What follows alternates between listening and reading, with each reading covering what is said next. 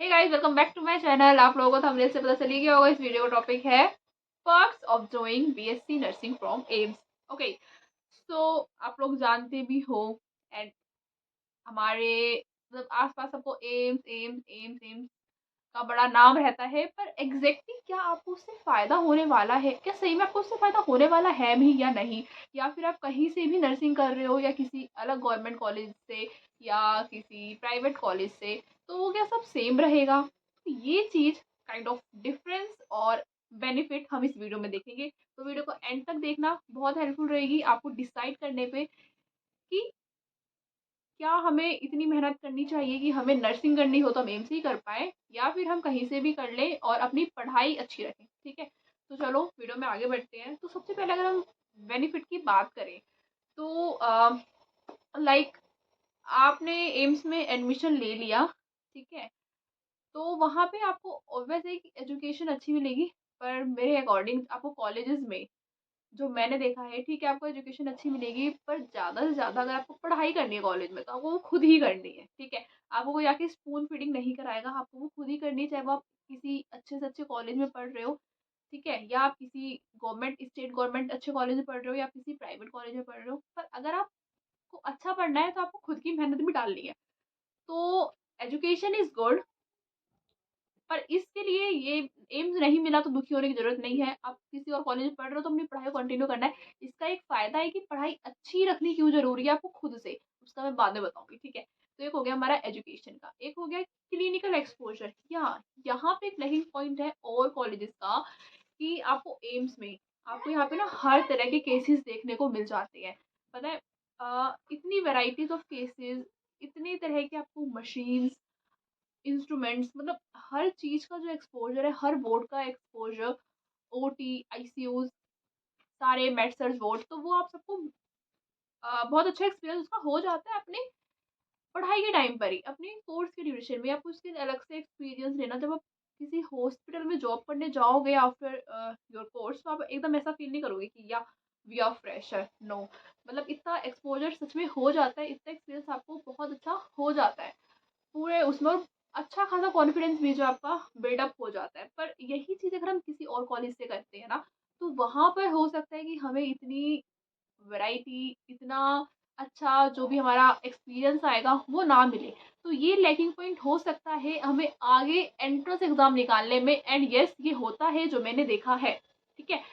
So that's the point कि यहाँ पे एक पॉइंट लैकिंग करता है कि हाँ, एक्सपोज़र का। पर ये भी हम कवर अप कर सकते हैं। इस पे कभी और आगे वीडियो बनाएगी कैसे, अगर आप किसी और कॉलेज से पढ़ रहे हैं तो क्या ये चीज़ अगर आपको दिक्कत कर रही है तो इसे हमें कैसे कवर अप करना है, will see in the next video. Okay, next point हमारा आएगा इंटर्नशिप। और चलो फीस की पहले बात कर लेते हैं। Yes, fees is very less, अगर हम टोटल सिर्फ कोर्स की फीस देखते हैं एम्स में, तो आप लोगों की जो फीस है वो 5K टू 6K बैठती है, ठीक है, पूरे 4 ईयर ड्यूरेशन की। बट वहीं अदर कॉलेजेस में आपकी फ़ीस बहुत हाई चली जाती है, ठीक है? तो यहाँ पे फ़ीस का भी हमारा एक अच्छा पॉइंट है। और हम कह सकते हैं फीस के अलावा आपका इंटर्नशिप के टाइम पे आपको अच्छा स्टाइपेंड भी आपको मिलता है, कुछ एम्स में, कुछ एम्स में नहीं मिलता, वो अलग पॉइंट है। पर कहीं-कहीं आपको एक अच्छा स्टाइपेंड भी जो है आपको मिलेगा ड्यूरिंग योर 6 मंथ्स इंटर्नशिप, ठीक है? तो चलो ये तो आपकी एक ना एक्स्ट्रा पॉइंट हो गया, मिल रहा है, नहीं मिल रहा, पर दूसरे कॉलेजेस में प्राइवेट और स्टेट गवर्नमेंट में नहीं मिलता है, मिलता है तो बहुत कम मिलता है, ठीक है, कंपैरिजन टू दिस। और आपको जानना है कि कितना स्टेटमेंट हमारे एम से मिलता है, तो आप ऊपर आई बटन पे क्लिक करके देख सकते हैं। तो ये कुछ पॉइंट्स थे। अब बाकी आपने ना कई वीडियोस में देखा होगा, आजकल बड़ा ट्रेंड में है कि नर्सिंग करो आपकी गवर्नमेंट जॉब पक्की है। क्या ये सही में पक्की है? क्या इतना आसान है गवर्नमेंट जॉब पाना? तो आंसर इज यस। तो क्या सिर्फ एम्स वालों को पाना आसान है, या फिर सारे नर्सिंग स्टूडेंट्स जो हमारे किसी भी कॉलेज से पढ़ रहे हैं, चाहे वो स्टेट गवर्नमेंट हो, चाहे वो सेंट्रल गवर्नमेंट हो, या चाहे वो प्राइवेट कॉलेज हो, चाहे वो कोई भी कॉलेज हो, चाहे वो जीएनएम कर रहा हो बच्चा, ठीक है? तो क्या इतना मुश्किल है गवर्नमेंट जॉब, या बहुत ईजी है? आजकल बहुत ट्रेंड में आप लोगों ने भी देखा होगा, है ना? तो उसी के चक्कर में ना इतनी भीड़ अब इसमें बढ़ती जा रही है। एक मेरा वो है वार्निंग कि कुछ सालों में ना, अगले कुछ सालों में इसमें जो कंपटीशन है इतना हाई होने वाला है नर्सिंग में, एंड इंक्रीज हो ही रहा है। तो अगर आपके बीएससी नर्सिंग में कंपटीशन बढ़ेगा तो ऑब्वियस है उस गवर्नमेंट जॉब जिसे आप पाने के लिए इस मेडिसिन ले रहे हैं उसके लिए भी कंपटीशन बढ़ता जाएगा। तो उसी अकॉर्डिंग हमें हमारी मेहनत को रखना है। ओके, सो हाँ, हम जो बात कर रहे थे कि गवर्नमेंट जॉब ईजी है या आसान है, तो मैं कहूँ not so easy, not so tough. वही बात मैं कह रही थी ना कि जो एजुकेशन वाला पॉइंट है, आपको कहीं मिल रही है कहीं नहीं मिल रही, पर एट द एंड स्टूडेंट को खुद ही करनी होती है अपनी एजुकेशन अच्छे से, अपनी पढ़ाई अच्छे से, सो दैट आपको बाद में प्रॉब्लम ना हो। आपको 4 साल का कंटेंट आपके एक एंट्रेंस एग्जाम में आएगा, तो क्या आप 4 साल में अपने पूरे मजे मारे आप बाद में उसे कर सकते हो? नहीं ना। तो वही चीज है, आपको कोई कॉलेज में कोई टीचर आपको इतना नहीं पढ़ाएगा जो आपको वो खुद मेहनत करनी है, खुद अपने कंसेप्ट के लिए रख रहे हैं।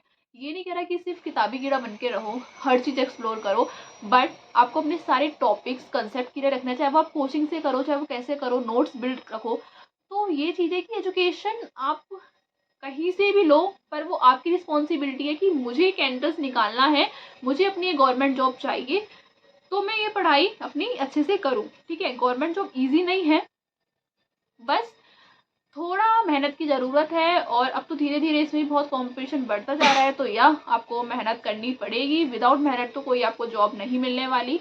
नहीं तो फिर 70,000 जो बोलते हैं ना, 70-80 हज़ार आपकी सैलरी होगी, वो कब होगी? जब आप मेहनत करोगे। ठीक है, 3,000 अगर 2-3 हज़ार वैकेंसी निकल रही है, उस पे 1 लाख बच्चे जो है फाइट कर रहे हैं। ठीक है, 1 लाख एस्पिरेंट्स फाइट कर रहे हैं, तो competition is everywhere. It just about कि हमारी किस्मत में क्या है और हम कितनी मेहनत कर रहे हैं।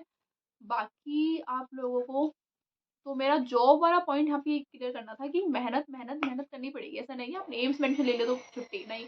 एम्स में आपको पढ़ के भी आपको वही सेम एग्ज़ाम फाइट करना ही पड़ेगा जो दूसरा बच्चा कर रहा है। तो ऐसा कुछ नहीं है कि आप एम्स से पढ़ रहे हो तो आपकी तो जॉब बिल्कुल पक्की है। ठीक है, तो जहाँ से भी आप नर्सिंग करो कोई इशू नहीं है, बट अपनी पढ़ाई को आपको अच्छे से कंटिन्यू करना है, अच्छे से रखना है। और तो फ़ायदा जो है बस यही है, क्लिनिकल एक्सपोजर आपको बहुत अच्छा हो जाता है। और बाकी ये देखा भी गया है कि जब एग्ज़ाम में बच्चे से निकलते हैं तो एम्स के बच्चे जल्दी निकल जाते हैं। तो इसका यही पॉजिटिव पॉइंट है कि हमारा एक्सपीरियंस बहुत अच्छा हो जाता है। तो जो क्वेश्चन आते हैं ना, क्योंकि क्वेश्चन क्या आता है आपके क्लिनिकल बेस्ड आते हैं। ठीक है, क्लिनिकल बेस्ड क्वेश्चन होंगे तो हमें हमारा जब एक्सपीरियंस ही इतना अच्छा है तो हम वो क्वेश्चन वैसे ही कर देंगे रेदर देन पढ़ा हुआ। होता है ना कि आपको कॉपी में जो लिखा है और आप प्रैक्टिकल जो सीख रहे हो, प्रैक्टिकल हमें ज़्यादा अच्छे से उसको यूटिलाइज करते हैं। तो वही चीज़ है। तो that's for this video. I think आपको समझ आया होगा कि अब आप थोड़ा ना वो कर पाओगे कि ओके अगर एम्स में हो रहा है तो बहुत अच्छी बात है, पर नहीं हो रहा है तो आपको कैसे उस जगह तक पहुंचना है जो एम्स वाले भी पहुंचेंगे। ठीक है, मेरा मोटो इस वीडियो को बनाने का ये था। So all the best.